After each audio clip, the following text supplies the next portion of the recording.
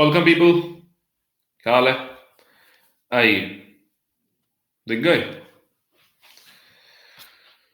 अरे चलिए आ गए।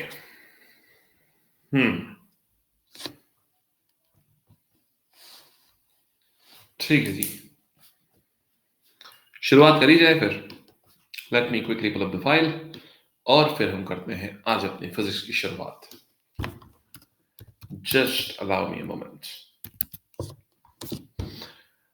इस बार तो खैर यूनिट्स का ही बोलबाला रहा फिजिक्स में भी। इस बार फिजिक्स में भी जो चीजें पूछी गई वो प्रेडोमिनेंटली यूनिट से ही डील कर रही थी, है ना? जस्ट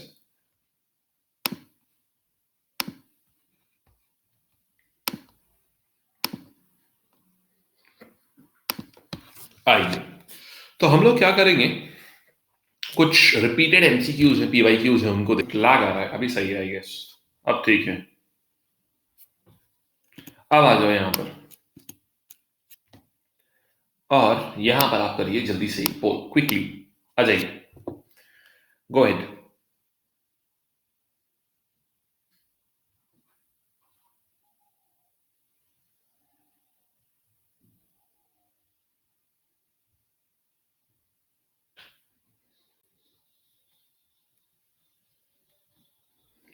वेरी वेल, सिर्फ 3 लोगों का सही आंसर है। गलत भाई, ऐसा कैसे? सिर्फ 3 लोगों का सही आंसर है, ऐसा क्यों? सवाल है रिफ्लेक्शन। स्मूथ सरफेसेस जैसे कि मिरर वगैरह होते हैं, उसको क्या बोलते हैं यार? उसको रेगुलर रिफ्लेक्शन बोलते हैं। देखो, रिफ्लेक्शन जो होता है, जैसे इसको समझाता हूं क्या होता है। मान लो, अगर रे ऑफ लाइट ऐसे आई, ऐसे चली गई, ऐसे आई, ऐसे चली गई, ऐसे आई, ऐसे चली गई। आप देख रहे हैं सेम एंगल पे सबके सब चले चले जा रहे हैं। अगर मान लो एक इरेगुलर सरफेस हो तो उसमें रिफ्लेक्शन ऐसा होता है।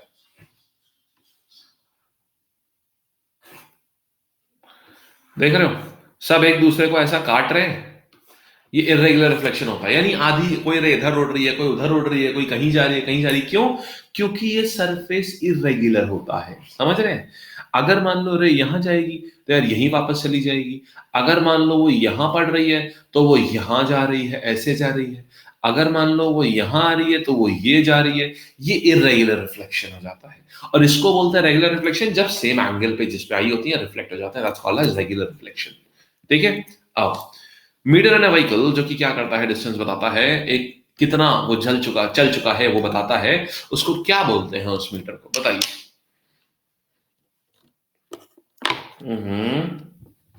तो आसान है।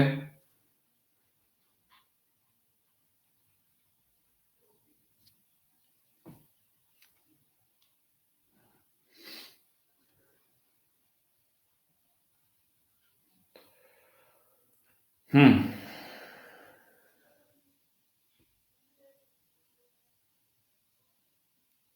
ठीक।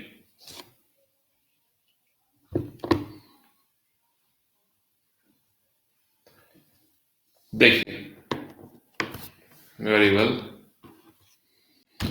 पटेल, ख्याल चाल बढ़िया। देखो, ओडोमीटर होता है जो बताता है गाड़ी कितनी चली है, ठीक है? स्पीडोमीटर तो रफ्तार बताता है, ओडोमीटर बताता है कितने किलोमीटर चली है। अरे थर्मामीटर तो टेम्परेचर बताता है। और किलोमीटर कोई यूनिट से ना होती है, तो कोई मीटर से ना होती है, तो खुद में एक यूनिट होती है। समझ गए? तो आंसर क्या हो गया इसका? ओडोमीटर। क्लियर? आ जाओ जरा जल्दी से यहाँ पर आना। भाई, मिराज कैसे बनता है डेजर्ट में? हाउ डू वी सी मिराज? बताइए क्विकली।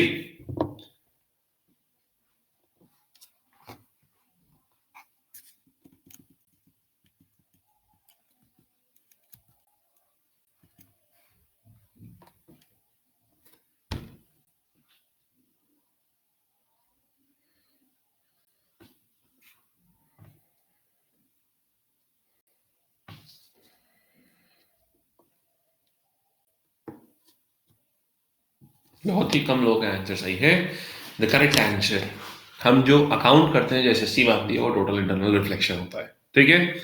आओ नेक्स्ट पे आ रहे हैं। The phenomena of raising the outer edge of a curved road in order the above the inner edge to provide basically to provide necessary centripetal force, ताकि वो topple ना कर जाए। उसको क्या बोलते हैं? ये सारे मोस्ट रिपीटेड क्वेश्चंस मैं पूछ रहा हूं आपसे।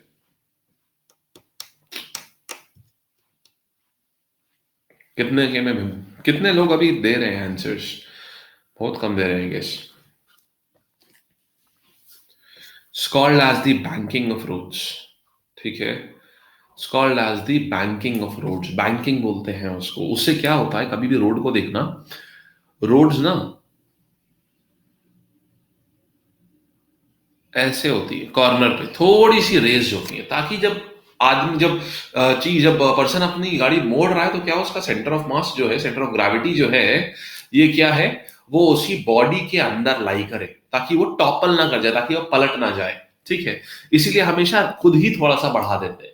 आप कभी भी टर्न पे देखना, अगर आप कभी बाइक मोड़ोगे ना, अपनी गाड़ी मोड़ोगे, कुछ भी मोड़ोगे बाइक का, तो आप थोड़ा सा बाइक जब मोड़ते हो ना, थोड़ा अंदर की तरफ, थोड़ी सी सीधे नहीं, कभी भी कोई सीधे नहीं मोड़ सकता, उसको थोड़ा सा ऐसा टिल्ट करना ही पड़ता है। ठीक है, क्यों? क्योंकि देखो, अगर यार आपने मोड़ा, जैसे ही आपने मोड़ना शुरू किया, आपने अपनी बाइक मान लो एकदम सीधी रखी हुई है, ठीक है, और आपने जैसे ही मोड़ा, मोड़ने में क्या होता है ना कि बॉडी और बाइक का जो सेंटर ऑफ ग्रेविटी होता है बॉडी के बाहर आ जाता है, बाहर की तरफ आ जाएगा वो।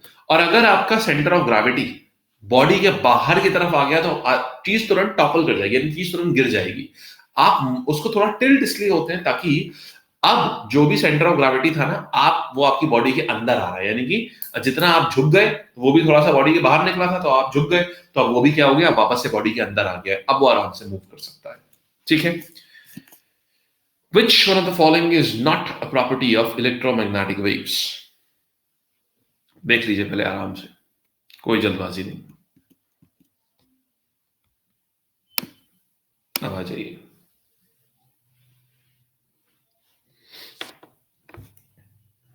आप सब 2020 वाले? All you guys are for 2020 ऐसी सीजीएल 2020?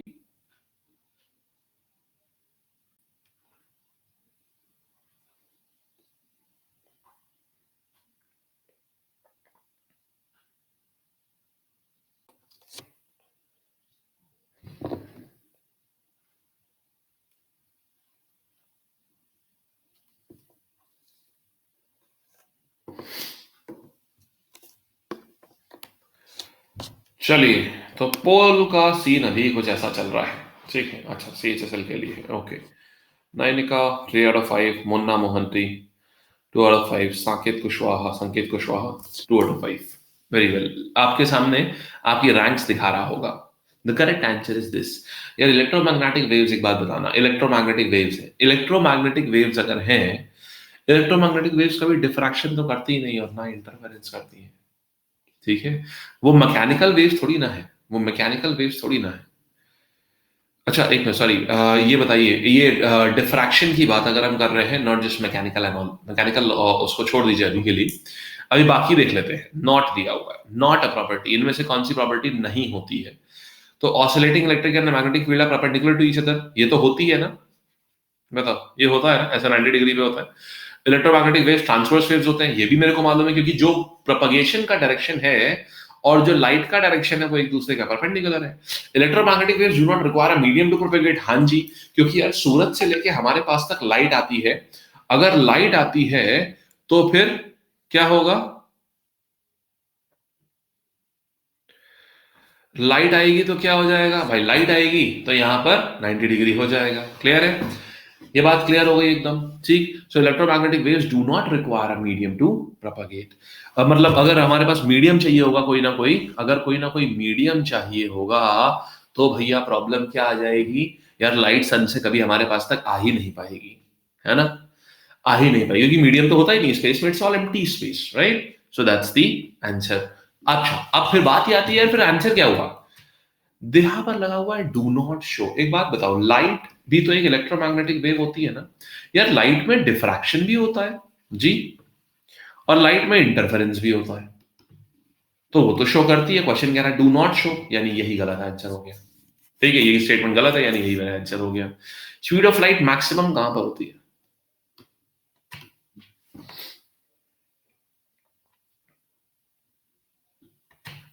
गुड, बहुत बेसिक क्वेश्चन है। Very good, very good, very good.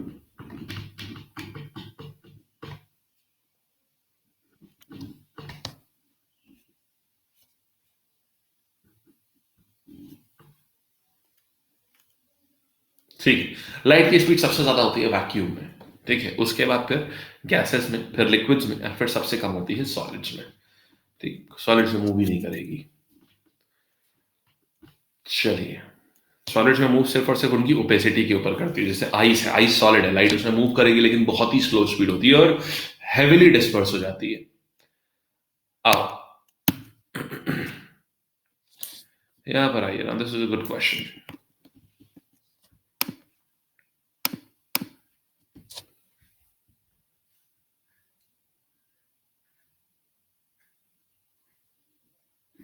हो गया गलत सबका? कॉन्सेप्चुअल क्वेश्चन जहां आया मामला गड़बड़ा गया है। If object appears enlarged and inverted in a rear view mirror, then which type of mirror is used?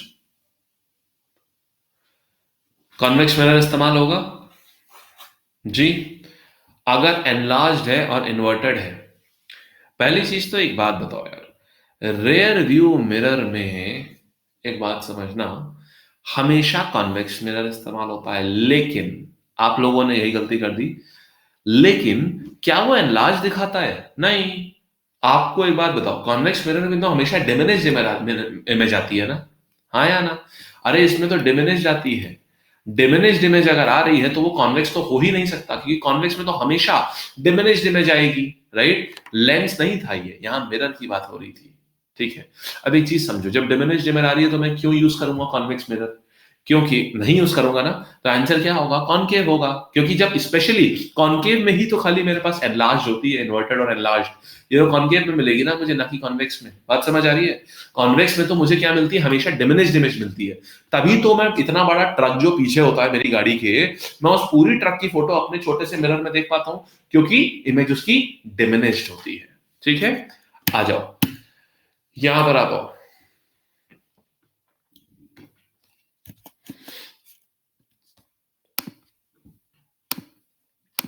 करीब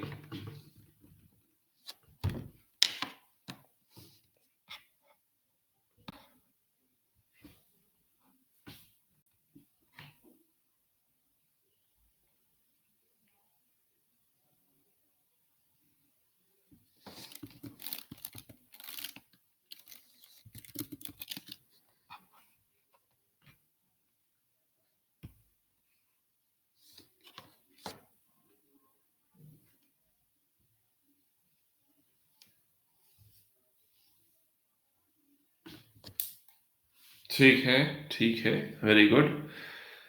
चलिए, स्वर्णायनिका, महक अरोड़ा, गुड। अरे बाप, लेकिन बहुत कम आंसर्स आप लोगों ने दिए हैं। 8 में से 5, 8 में से 3, 8 में से 4। इस पे तो मतलब थोड़ा सा ये कम है ना? Expect better response. आओ, सो बबल स्फेरिकल शेप क्यों ले लेते हैं? बहुत फेमस क्वेश्चन, बहुत फेमस क्वेश्चन। आओ, ये तो हर कोई आप लोगों में से सही करेगा। Come on, come on, come on, quick quick, give the answer, बहुत जल्दी से आंसर दो यार, जल्दी से।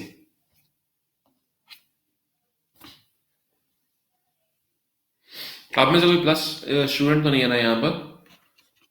कोई भी, अगर कोई भी प्लस स्टूडेंट है, उमा कौन से प्लस स्टूडेंट्स को अटेंड नहीं करना है? कोई भी प्लस सेशन 2020 में हो, प्लस स्टूडेंट्स को कोई भी स्पेशल क्लास नहीं अटेंड करनी है, क्योंकि स्पेशल क्लास सिर्फ और सिर्फ नॉन प्लस वन मिनट्स के लिए होती है। अभी प्लस में क्या होता है ना, हम ऑलरेडी चीजें बहुत ज्यादा डिटेल और बहुत ऑर्गेनाइज मैनर में होती है। तो अगर आप स्पेशल और प्लस दोनों करोगे ना, तो क्या होगा कि आप कंफ्यूजन क्रिएट हो जाएगा दिमाग में। ठीक है, जैसे आज वहाँ अब हिस्ट्री जैसे कल मैंने पढ़ाई थी, मेडिवल हिस्ट्री, तो बहुत डिटेल में ऑलरेडी है, एंशिएंट हिस्ट्री। तो अभी आप जाके वो रिवाइज करो, ताकि शाम को जब 5 बजे जब हम लोग वो चीज करें, जब शाम को हम लोग दोबारा से हम लोग एंशिएंट हिस्ट्री को देखें आगे का, तो बहुत ही आपको बढ़िया से एकदम आगे पूरा तक बहुत अच्छे से याद रहे सब कुछ। ठीक है, तो कोई भी प्लस स्टूडेंट ये नहीं अभी अटेंड करेगा। Bye bye. ना यूट्यूब आप लोगों को अटेंड करने होते हैं कोई भी, ना स्पेशल क्लास, सब कुछ आपके लिए तो सब कुछ प्लस में ही होता है। Every each and every single thing is there in that. अब सोप बबल स्फेरिकल शेप क्यों लेता है यार? वो स्फेरिकल टेंशन की वजह से होता है, बेसिकली सरफेस टेंशन की वजह से। क्या हुआ है सरफेस टेंशन? हर कोई चाहता है, हर सरफेस चाहता है कि उसका जो सरफेस एरिया है ना वो मिनिमम रहे। ठीक है, सरफेस एरिया जो है वो मिनिमम रहे। ठीक है, सरफेस एरिया जो मिनिमम होता है वो कैसे मिनिमम होता है, वो स्फेयर का मिनिमम होता है, ठीक है? नहीं, हिंदी में नहीं, ये अंग्रेजी में ही पॉसिबल है ये, क्योंकि हिंदी में मैंने कभी पढ़ा नहीं, इसलिए मुझे हिंदी में आता भी नहीं है ये। तो सरफेस एरिया मिनिमम किसका होता है? हमेशा स्फेयर का होता है। तो हर बॉडी चाहती है कि क्या करे, वो स्फेरिकल बन जाए। इसी तरीके से आपने कभी भी देखा होगा, अगर आप पानी की बूंद हवा में उछाल दें, तो ये सब स्फेरिकल, कभी मग से पानी ऐसे उछाला है तो देखिए, आपने देखा होगा सब कुछ एक ऐसी स्फेरिकल जेली टाइप बन जाती है सबकी सब। एक पानी की बूंद देखा है कभी नीचे कैसी दिखती है आपको? ये ऐसी दिखती है, ये भी स्फेरिकल बनती है। क्यों? क्योंकि ये भी एक सरफेस है। अब ये होता, ये एक बिल्कुल गोल स्फेयर है, लेकिन ये क्योंकि ग्रेविटी के फोर्स पे होता है तो इसीलिए इलोंगेट कर जाता है, थोड़ा सा लंबाई में खिंच जाता है, बस ये होता है। बात समझ में आई? क्यों वाटर ड्रॉपलेट का ऐसा शेप होता है? ठीक, होता हर चीज का स्फेरिकल है। आप समझिए, प्लैनेट्स, प्लैनेट्स भी स्फेरिकल क्यों है? प्लैनेट्स भी स्फेरिकल इसीलिए, इनफैक्ट कोई भी हेवनली बॉडी स्फेरिकल इसीलिए है क्योंकि वो भी चाहती है कि उसका सरफेस टेंशन जो है वो मिनिमम रहे। मिनिमम कब होता है? जब सरफेस एरिया मिनिमम होता है। सरफेस एरिया हमेशा स्फेयर का मिनिमम होता है, ठीक है? चलिए, अच्छा कैसे, जैसे देखिए आपको भी कभी सर्दी लगती है तो आप क्या करते हैं, आप आपस में आप सिकुड़ जाते हैं, यानी यहाँ पे गोला टाइप का बना लेते हैं, आप सिकुड़ जाते हैं, पैर वैर एकदम ऊपर करके आप सिकुड़ जाते हैं। तो यहाँ पर भी क्या हो रहा है, आप गोलाई पे आ रहे हैं, आप अपना सरफेस एरिया कम करते हैं, ठीक है? चलो, इनमें से कौन सा, ये तो काफी आपने सब पढ़ रखे होंगे पहले से ही, पिच बताता है? आइए,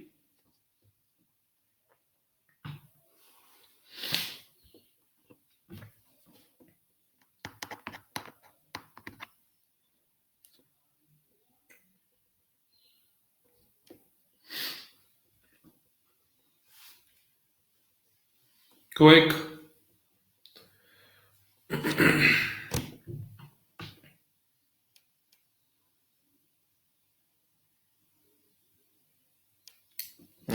not happy with the answers guys, सिर्फ पोल में आंसर करते हैं पिंकू। चलो, आप लोग के आंसर्स काफी कम हैं, 7, 4, 5, 3। देखो क्या करेंगे कि, ओके देवकांत, गुड। तो पिच के लिए क्या होता है समझना, पिच होता है हमारी फ्रीक्वेंसी। मॉस्किटोज, मच्छर की आवाज, मच्छर की पिच बड़ी हाई होती है, उसकी फ्रीक्वेंसी ऑफ ऑसिलेशन बहुत तेज होता है, इसलिए फीमेल्स में क्या होता है, उनकी पिच हाई होती है। क्यों? क्योंकि उनकी आवाज की फ्रीक्वेंसी जो होती है वो ज्यादा होती है, ठीक है? और लाउड, जो जितना तेज आप बोलते हैं वो एम्पलीट्यूड होता है, कितना तेज आप बोल रहे हैं वो, दैट इज एम्पलीट्यूड, ठीक है? और पिच का कंट्रोल पूरा का पूरा, किसकी पिच ज्यादा है किसकी पिच कम है, ये सब कुछ फ्रीक्वेंसी कंट्रोल होता है। जिसकी फ्रीक्वेंसी ज्यादा उसकी पिच ज्यादा, जिसकी फ्रीक्वेंसी कम उसकी पिच कम, ठीक है? आइए, इंटेंसिटी ऑफ साउंड की यूनिट क्या होती है? आइए,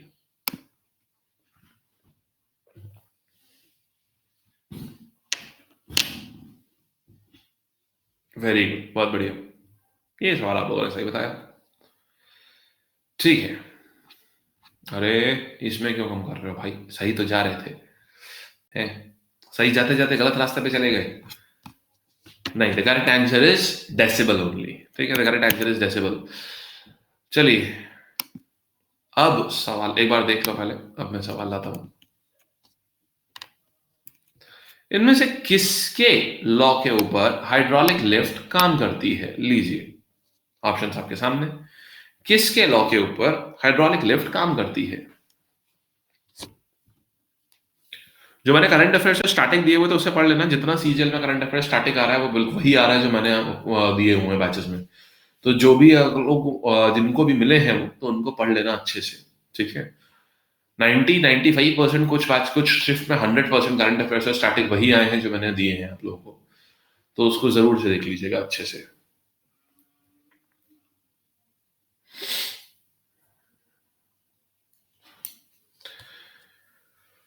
ठीक है, चलिए, बढ़िया।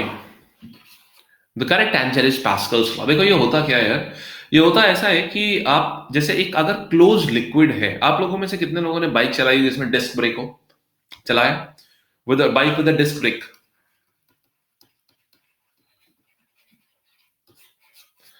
उसमें क्या होता है कि एक क्लोज ट्यूब होता है। क्लोज ट्यूब क्या करता है, क्लोज ट्यूब को आप प्रेस करते हैं, आपने जिस फोर्स से उसको प्रेस किया है, अब देखो होता क्या है, आपने जिस फोर्स से प्रेस किया उस लिक्विड में, Raman you are A plus student, need not to join the special class. आप में से कोई भी जो प्लस स्टूडेंट है, आप में से कोई भी प्लस स्टूडेंट स्पेशल क्लास नहीं करेगा। ठीक है, स्पेशल क्लास आप लोगों के लिए नहीं है, फायदेमंद भी नहीं होंगी, और इनफैक्ट आप कंफ्यूजन और होगा। आपके वहां ऑलरेडी बहुत डिटेल और काफी अच्छे से आपके वहां सारी चीजें डील होती है क्लास में। चलो ये आ गया, ये फ्रेशर जो है ये ट्रांसफॉर्म होगा, ये यहां पर एक क्लोज एनक्लोज लिक्विड में हर जगह प्रेशर लगेगा। ठीक है, एक एनक्लोज लिक्विड में हर जगह प्रेशर लगेगा, राइट। एक एनक्लोज लिक्विड में हर जगह प्रेशर लगेगा, और इसी प्रेशर को हम बोलते हैं क्या, यही हाइड्रोलिक लिफ्ट का प्रिंसिपल होता है।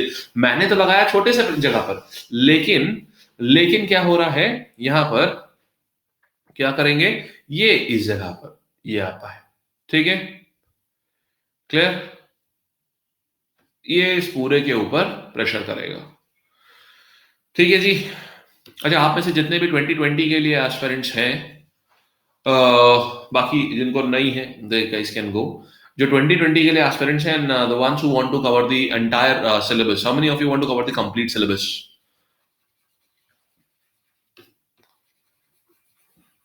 जो कंप्लीट सिलेबस है, you guys can take up the recently launched plus course. ठीक है,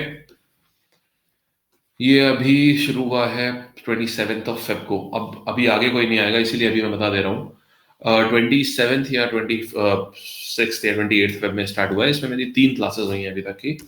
तो इसमें this is the complete batch which has quants, English, GS and reasoning. ठीक है, ये कंप्लीट बैच है। ये एक आपका पूरा 1 साल तक जाएगा, जब तक आपका प्रीलिम्स नहीं होता आपका पूरा। और इसमें क्वांट्स एंड जीएस मैं ले रहा हूँ, and English and reasoning Barkha ma'am ले रही है। और quants is complete from basic level to the advance level, and GS में all the subjects or each and everything is covered up. This one from like physics, chemistry, biology, all 7 subjects what we call. So जिनको भी इसको plus पे इसको complete prep के लिए करना हो, you guys can this one take up this batch, all right. और इसमें कुछ एक चीजें और हैं, क्या है, हाँ, the test series one, this also includes the test series for all. मतलब इसमें क्या होता है ना, बैच का सब्सक्रिप्शन नहीं लेते हो, आप कंप्लीट कैटेगरी का सब्सक्रिप्शन लेते हो। तो लेट्स से आपने जैसे कैटेगरी का है, तो इसमें सीजीएल, सीएचएसएल, सीपीओ, एमटीएस, ये सारे ही चीजें इंक्लूड रहती हैं। ठीक है, इनका प्री और इनका मेंस। 1 साल का अगर आप सब्सक्रिप्शन ले रहे हैं, तो 1 साल तक जितनी चीजें आएंगी वो सारी, तो 1 साल में आपका जो भी जितने भी एग्जाम्स आ रहे हैं उन सबके प्री और मेंस के batches. The subscription pricing is 6,000, and then there are educator teacher special discounts, this AMA and 10 without any space, it costs around 5400। ठीक है, तो ये है इसकी पूरी कहानी एसएससी प्लस सब्सक्रिप्शन की।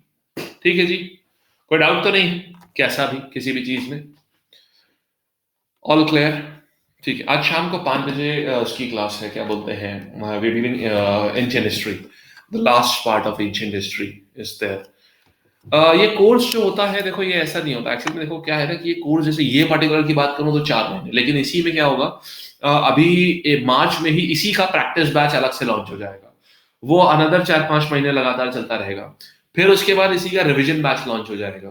फिर एग्जाम के पहले इसका पीवाईक्यू बैच लॉन्च हो जाएगा। इसी बैच के लिए पीवाईक्यू बैच आ जाएगा।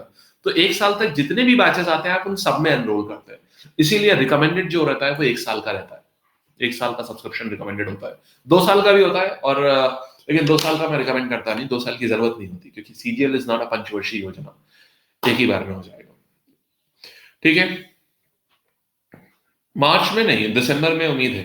दिसंबर में उम्मीद है, क्योंकि अब काफी तेजी से चल रहा है सब कुछ, तो उम्मीद है कि दिसंबर में हो जाएगा। 8-9 महीने के अंदर अंदर आपका एसएससी निपट जाएगा। ठीक है जी, और कुछ डाउट, दुख, दर्द, दुविधा, शंका, परेशानी, तकलीफ, एनीथिंग कुछ पूछना चाहते हैं? ठीक है, मुझे लगता है सारे डाउट्स आपके जो हैं दे आर क्लियर।